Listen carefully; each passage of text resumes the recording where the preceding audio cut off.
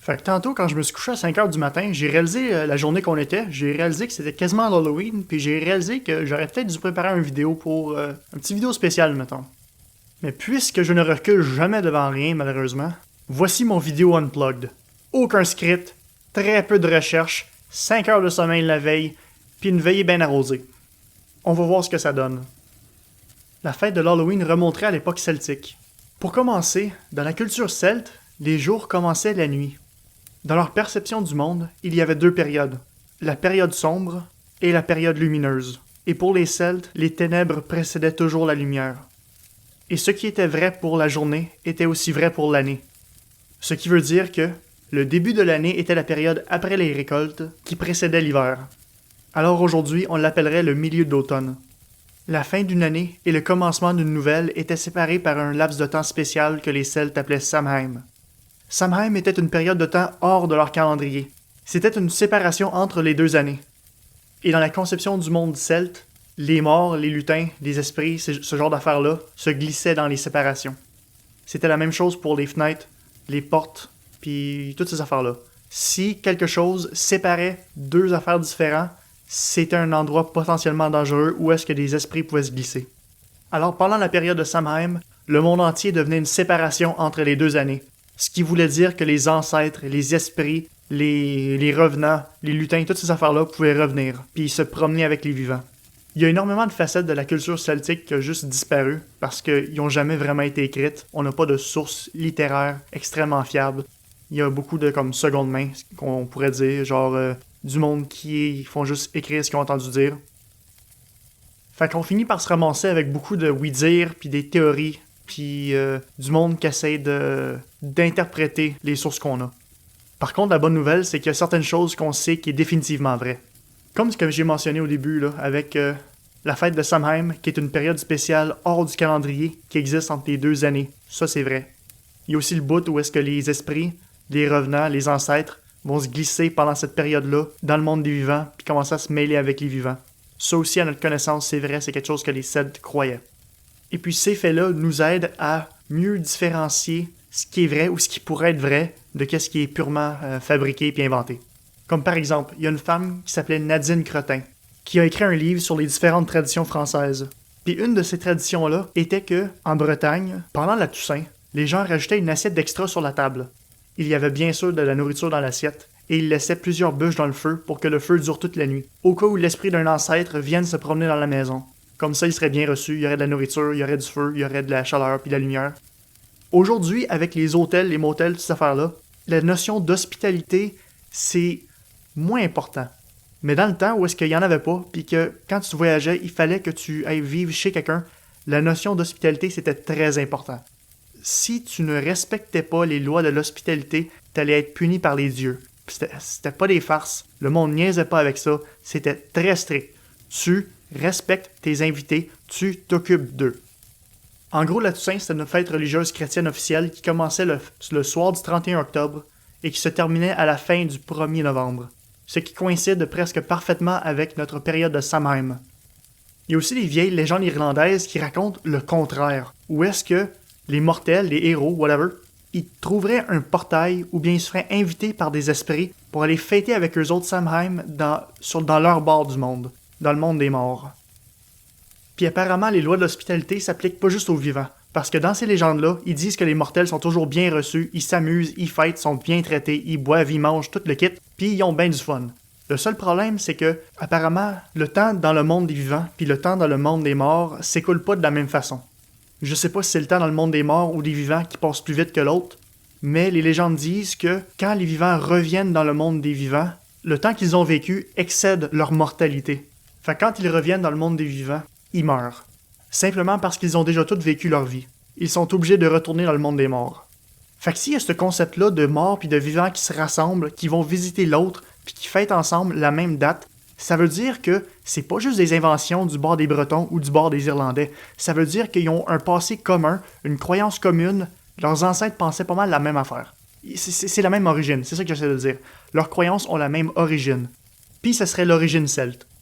La coutume de se costumer en monstre, apparemment, est très ancienne. J'ai entendu dire que pendant l'époque médiévale, les prêtres français essayaient de convaincre les villageois puis le monde qui venait des campagnes, de pas pratiquer ça, de pas se costumer, de pas se promener habillé en monstre, parce que c'était contre la religion. Puis ça serait une vieille tradition d'origine païenne qui remonterait à l'époque celtique. Puis ça, ça serait apparemment une façon de se protéger contre les morts, les revenants puis les monstres. La logique étant que si t'as de l'air d'un monstre, si t'as de l'air d'un mort-vivant, puis que tu croises un autre monstre ou un autre mort-vivant, ce monstre-là, ce visiteur-là, ce revenant-là, il t'écœurera pas, il va penser que t'es un des leurs. Il va juste continuer sa route, puis toi, tu peux continuer la tienne. En gros, c'est une façon de se protéger. Un autre aspect de l'Halloween qu'on peut retracer à la fête celte de Samhain, c'est la tradition de sculpter des visages dans des citrouilles.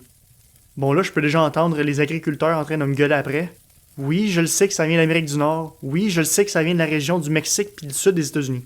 Mais avant que les colons écossais et irlandais débarquent en Amérique du Nord, eux autres avaient déjà leur tradition de sculpter des légumes. Par contre, à place de prendre des citrouilles, ils prenaient des navets. Apparemment, c'était beaucoup plus dur à travailler, mais personnellement, je trouve que ça a l'air plus épeurant. Puis en fouillant un petit peu plus, j'ai découvert que c'est pas les seuls qui ont fait ça, là.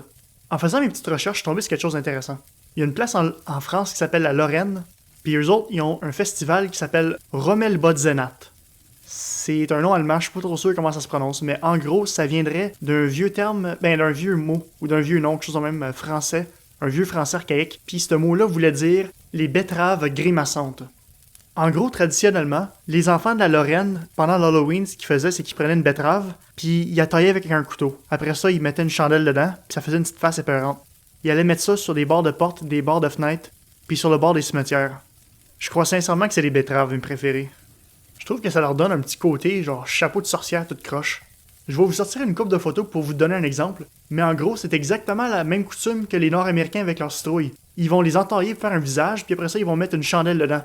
Fait que là, comme avec notre histoire des morts puis des vivants qui se visitent entre eux autres, on a une coutume qui est exactement pareille dans le nord des îles britanniques et puis en France continentale.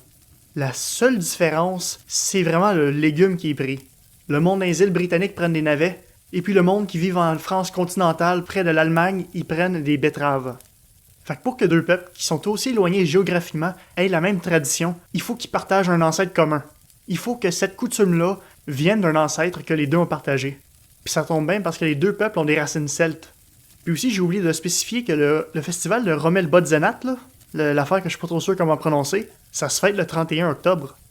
Les enfants des deux peuples vont prendre des légumes qui ont à peu près la même forme pour après ça leur vider l'intérieur, leur faire un visage, puis après ça ils mettent une chandelle dedans. La même journée que la fête de Samhain. C'est impossible que ça vienne pas des Celtes. Fait que là en gros j'ai découvert pourquoi est-ce que ça commence la nuit, pourquoi est-ce qu'il y a des monstres, pourquoi est-ce que le monde se déguise, puis j'ai découvert aussi ce que les Anglais appellent les jack-o'-lanterns, la tradition de sculpter des visages dans les légumes pour mettre des chandelles dedans.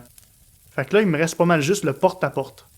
Là, par contre, ça devient pas mal plus compliqué, mais je veux pas passer 1 heure dessus non plus, parce que, comme j'ai dit, j'ai aucun script, j'ai pas fait de grosses recherches, j'ai juste fait une petite recherche préliminaire pour être sûr de pas me fourrer, puis de qu'est-ce que j'ai vu, il y a beaucoup de stock à couvrir. Vers le 8e et le 9e siècle, l'Église catholique décide de déplacer la fête de la Toussaint, qui était fêtée après Pâques autour du mois de mai, pour au lieu la fêter le 1er novembre, pour essayer de contrer l'influence païenne de Samhain. Et puis, une des traditions de la Toussaint, c'était que les enfants aillent faire du porte-à-porte pour demander la charité, ou bien pour nous demander ce que les Anglais appelaient des soul cakes. Des soul cakes, c'était comme un espèce de gâteau, avec des effigies chrétiens, genre, soit il y avait une croix de tracée dessus, ou bien ils formaient une croix en mettant genre des raisins, ou des affaires même, des affaires sucrées. C'était un gâteau qui était fait pour être sucré, ils mettaient de la cannelle, ils mettaient whatever épice qui était comme sucré plus pour des desserts, puis ils donnaient ça aux enfants. En échange, les enfants devaient faire des prières pour les hommes, des personnes que la famille qui donnait le pain avait perdu. Admettons, s'il avait perdu récemment un grand-père, une grand-mère, un frère, une sœur, même un chien ou un chat, ils donnaient ce pain-là aux enfants, puis en échange, les enfants devaient faire des prières pour essayer d'apaiser l'âme ou d'aider l'âme.